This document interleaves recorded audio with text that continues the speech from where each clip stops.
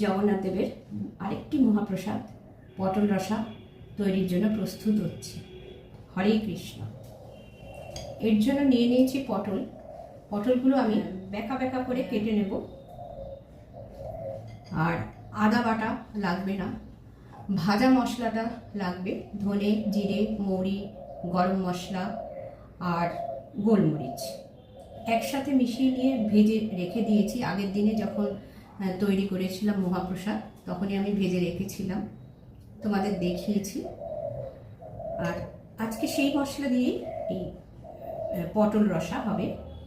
এটা প্রভু শ্রী শ্রী জগন্নাথ দেবের মহাপ্রসাদের মধ্যে একটি। তাহলে প্রস্তুত হচ্ছি রান্নার জন্য। কড়াটা বসিয়ে দিয়েছি, এখানে দিয়ে দেব ঘি। রান্নাটা তেলে হবে না, সাদা তেল না, সর্ষের তেল না, ঘিয়েতে রান্নাটা হবে।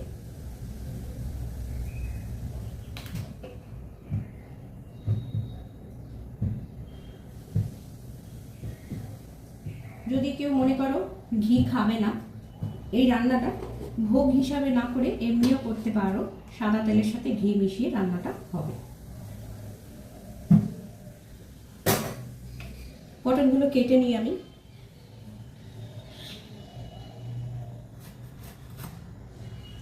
এই রকম বেঁকা বেঁকা করে পটলটা কাটা হবে।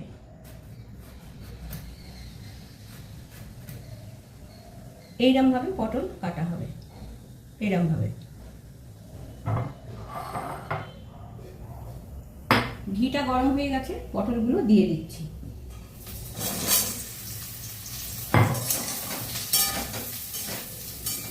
আর এতে এমনি লবণ ব্যবহার করা যাবে না, আমি সি সল্ট দেব, সেটা আমি দিয়ে দিচ্ছি একটু সি সল্ট।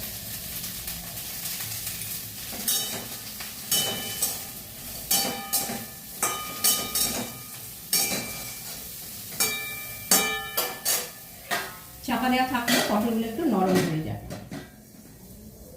আমার ইউটিউব পরিবারের সমস্ত প্রিয় বন্ধুদের জানাই শুভ রথযাত্রা উপলক্ষে আন্তরিক শুভেচ্ছা। আশা করি তোমরা প্রত্যেকে খুব ভালো আছো, সুস্থ আছো। কুমকুমের রান্নায় আজ দেখছো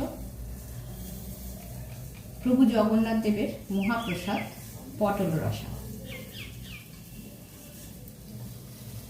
মিনিট 5 হয়েছে, চাপা দিয়ে রেখেছি। এবার আমি খুলে দেখে নেব পটলটা কতটা নরম হয়েছে। বেশ কিছুটা নরম হয়ে গেছে। এবার আমি পটলগুলো একটু তুলে নেব, নিয়ে এটা একটু কালো কালো হয়ে গেছে, এটা একটু কড়াটা ধুয়ে নিয়ে আমি একেবারে আবার ফিরে আসছি। দিয়ে দিলাম আরও একটু ঘি। যেহেতু ভোগ তাই সম্পূর্ণটাই কিন্তু ঘিয়েতেই রান্না হবে। দিয়ে দিচ্ছি গোটা জিরে ফোড়নে আর তেজপাতা।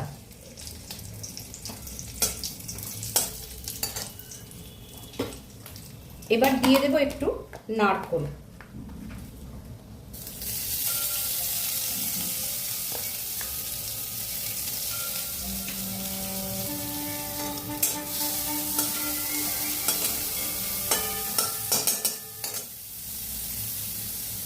দিয়ে দিচ্ছি সেই ভাজা মশলাটা, যেটা তখন বললাম আগের দিনে করে রেখেছিলাম।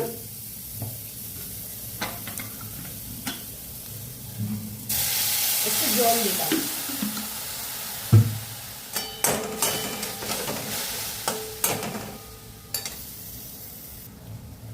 একটু গোলমরিচ পাউডার দিয়ে দিলাম, যেহেতু ভোগ রান্নাতে লঙ্কা পড়বে না তাই গোলমরিচ পাউডার দিয়ে দিলাম।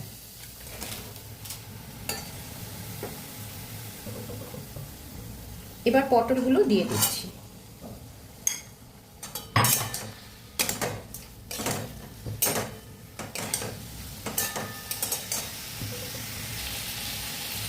সামান্য একটু হলুদ।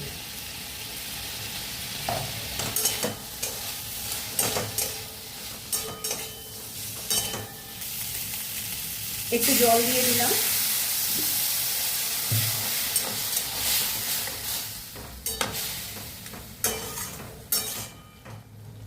ফুটে গেলে আর পটলগুলো আরেকটু নরম হয়ে গেলে তখন গুড় দিয়ে দেব।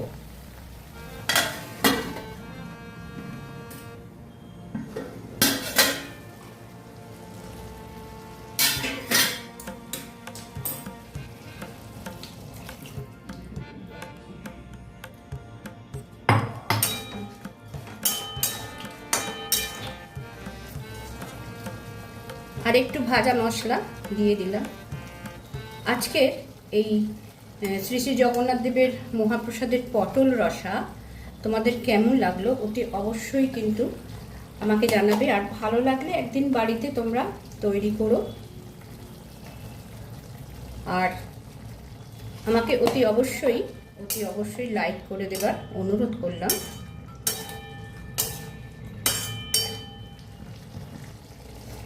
আজকে রান্না অলমোস্ট ডান। এবারে আমি একটা পাত্রে তুলব।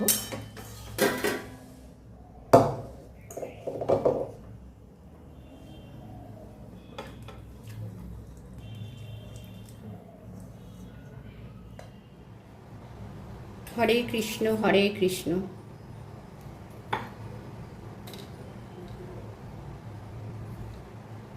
মহাপ্রসাদ পটল রসা তৈরি হয়ে গেছে।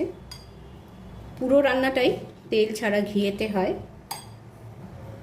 যারা ঠাকুরকে বাড়িতে মহাপ্রসাদ রান্না করে দেবে, বাড়িতে যদি ঘি খাবার রেস্ট্রিকশান থাকে তাহলে অল্প করে খাবে, কিন্তু প্রসাদ তো একেবারে খাবে না, সেটা হয় না, ভালো দেখায় না, অল্প করেই খাবে।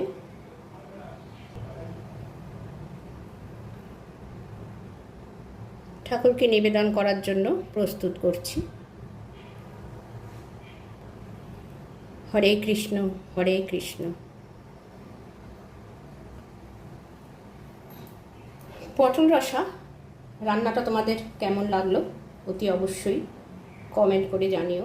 প্রভু জগন্নাথ দেবের মহাপ্রসাদ পটল রসা রেসিপিটা আজকে তোমাদের কেমন লাগলো অতি অবশ্যই একটা সুন্দর কমেন্ট করে জানিও। ভালো লাগলে একটা লাইক করে দেবার অনুরোধ করলাম।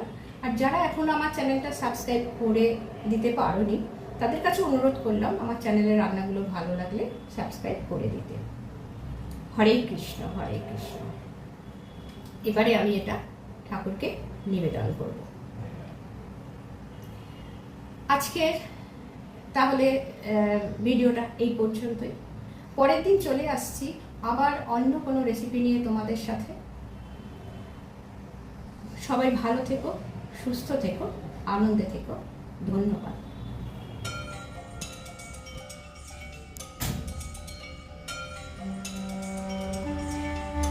ওম নমো ভগবতে বাসুদেবায় নমঃ। ওম নমো ভগবতে বাসুদেবায় নমঃ। ওম নমো ভগবতে বাসুদেবায় নমঃ।